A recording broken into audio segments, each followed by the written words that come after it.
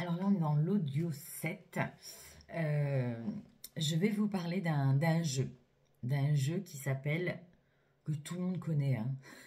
Le jeu de qui a tort, qui a raison. Voilà, qui a tort, qui a raison. Est-ce que vous connaissez ce jeu? Vous connaissez ce jeu, tout le monde connaît ce jeu. C'est le jeu le plus chacal de la création. Voilà. Le principe est simple. Prouver à l'autre qu'il a tort. Démontrer à tout prix que nous avons raison. Alors, ça, c'est... les femmes... bon. Mais les hommes sont comme ça aussi. C'est vraiment une question... c'est pas une question de sexe, hein. Donc, prouver à l'autre qu'il a tort. Démontrer à tout prix que nous avons raison. Viser là où ça fait mal. Donc là, je vais être piqué, je vais te faire du mal. Et marquer des points. Voilà, ça, c'est un jeu... voilà, de notre société. C'est le jeu de la société. C'est un jeu de société, effectivement. Et avouons-le, nous savons vraiment tous jouer à ce jeu chacal. Nous avons été habitués à y jouer depuis toujours. Nos parents faisaient ça, nos grands-parents font ça, enfin les copains, tout le monde fait ça. Tu as tort. Combien de fois est-ce qu'on a prononcé, est-ce que vous avez prononcé ce mot? Et oui, mais il a tort, tu as tort et j'ai raison, j'avais raison. Non mais, la question elle est là. Tu as tort, j'ai raison. Tu as tort d'avoir dit ça, j'avais raison. Et regarde, à cause de toi, il se passe ça. Et je t'avais dit que tu avais tort. Tu n'aurais jamais dû faire ça comme ça. Et j'avais raison dès le départ. Allez, je vous donne ces petits exemples, mais enfin, tout le monde connaît. Elle a eu tort, maintenant elle a qu'est-ce qu'elle mérite. Bon, je le fais comme ça. Elle a eu tort, maintenant elle a qu'est-ce qu'elle mérite. Bien fait. Ou, attention, le champion du game, c'est bon, tu as raison. Voilà, ça là, vous connaissez. Donc, à ce jeu, on va dire que personne ne veut perdre. Personne ne veut perdre. C'est un vrai jeu d'ego, c'est un vrai jeu de société.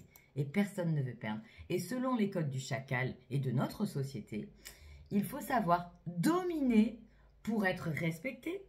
Il faut donc être un bon juge, un bon acteur et faire tomber une sentence ferme et immédiate. Je vais vous mettre en garde sur ce jeu du qui a tort, qui a raison. C'est un jeu de domination. C'est un jeu de domination qui peut mener aussi à des dérives extrêmement violentes selon les individus toujours.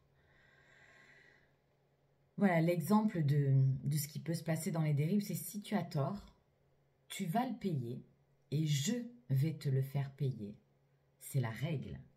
Et tu mérites le mal. Tu mérites que je te le fasse payer. Et si tu as raison, tu pourras me le faire payer. Je mérite une punition. Mais je me vengerai du mal que tu m'as fait parce que je ne méritais pas de souffrir autant. Alors, je te ferai souffrir encore plus la prochaine fois que tu auras tort pour t'apprendre que ce que tu veux m'apprendre, ce n'est pas bien. Et bien sûr, c'est l'escalade du côté sombre de la montagne. On est sur la pente glissante. Vous tomberez sur les pierres de colère, dures et froides. Et ça, c'est certain, c'est un jeu. Personne ne veut perdre. On est d'accord, on sait, on connaît les règles.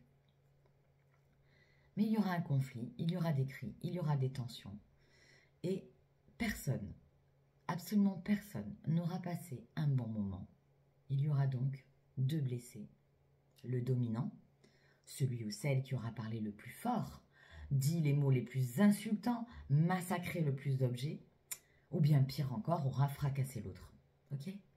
Et puis, l'autre perdant, c'est le soumis ou la soumise, celui ou celle qui aura capitulé pour retrouver la tranquillité, ou qui voudra conserver le plus d'objets en bon état, ou pire, qui voudra sauver sa peau. Et en général, il s'agit de celui ou celle qui dira en premier la fameuse formule magique « Tu as raison ». Et c'est lui qui stoppera le jeu. Mais dans aucun de ces camps, il n'y aura de vainqueur. Aucun. Dans ce jeu, il n'y a aucune forme d'amour, ni de compassion. Ce n'est pas de l'amour de jouer à ce jeu-là. C'est un jeu de rôle où tout le monde perd. aucun conflit né de ce jeu n'a apporté quelque chose, quelque démonstration d'amour, ni de respect, ni de joie. Aucun. Aucun conflit qui est né de ce jeu de qui a tort, qui a raison. Ce n'est pas de l'amour. En général, dans un couple, c'est plutôt la soupe de museau au dîner et la grève du dos tourné, pour pas dire du cul tourné, au coucher. Et je peux vous garantir que personne ne sera comblé par un pseudo-score à ce jeu, quoi. Et nous ne sommes pas là pour faire ça. Lorsqu'on est en couple ou dans une relation quelconque, on est là pour s'aimer. On est là pour s'élever, que ce soit homme, femme, collègue, ami, travail, enfant. Nous sommes là pour nous aimer et non pour nous détruire. Et donc ça, c'est un jeu qui ne ressemble pas à de l'amour. Et entre amis, et c'est un jeu qui est aussi dramatique parce que c'est un jeu qui peut vraiment remettre sur le tapis l'ensemble de la relation amicale. Hein. Combien d'amitiés se sont terminées par « ouais, mais il avait tort, je ne parle plus jamais de ma vie ». Ok. C'est tellement triste, finalement. Et comme nous sommes là pour nous aimer, il faut savoir quand même que le plus dangereux dans tout ça, puisqu'on doit aussi élever nos enfants, le plus dangereux à ce jeu, c'est pour nos enfants, qui sont souvent les victimes collatérales. Hein. Ce sont vraiment des victimes collatérales dans un jeu de guerre à la maison, mais comme dans toutes les guerres aussi. Car ils assistent à des scènes de violence. Leurs deux parents se déchirent au sens propre comme au sens figuré. Et c'est dans ce contexte qu'ils grandissent et apprennent par cœur les règles de ce jeu. Et donc ils sauront alors crier, taper, punir ou pleurer, ou se soumettre et se taire, au lieu d'apprendre l'amour. Marshall Rosenberg nous disait « Au lieu de jouer un jeu qui consiste à nous rendre la vie plus merveilleuse à chaque moment et à viser cette cible, nous avons été éduqués à jouer à cet autre jeu, le jeu de qui a tort, qui a raison, et à viser là où ça fait mal. » Alors, j'ai une question maintenant. J'ai tort ou j'ai raison? À partir de maintenant, je vais vous demander de ne plus jouer à ce jeu-là.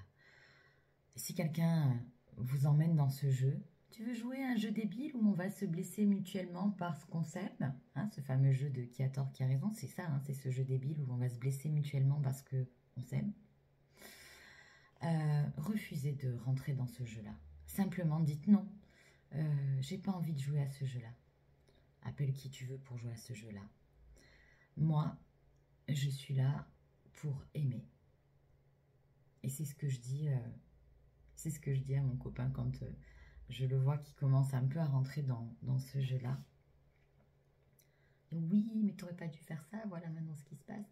Bon, ouais, parce que ça m'arrive de faire des conneries, entre guillemets, des choses qui ne s'attendaient pas à ce que je fasse.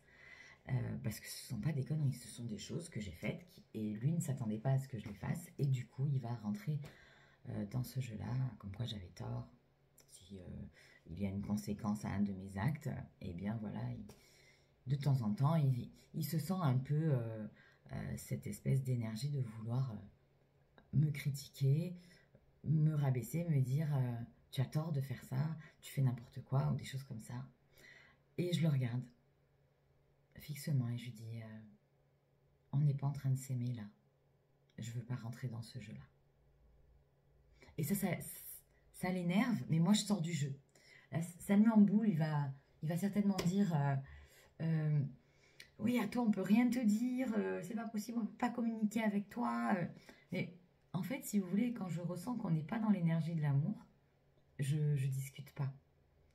Les personnes qui sont éprises de colère, que ce soit mon petit ami ou mes enfants ou les voisins, peu importe, si je sens leur colère qui les domine, leur colère veut me dominer aussi, ça m'intéresse pas du tout.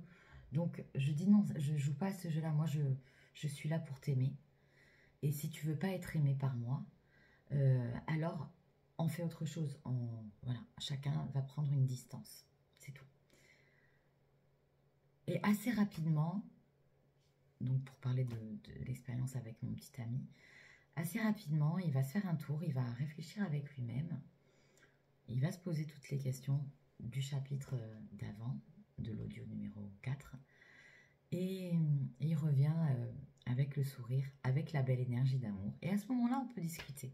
À ce moment-là, on peut discuter sur les actes que j'ai faits et les conséquences, mais sans être dans le jugement ni dans la domination. Ok. Voilà. Donc ne jouez pas à ce jeu-là.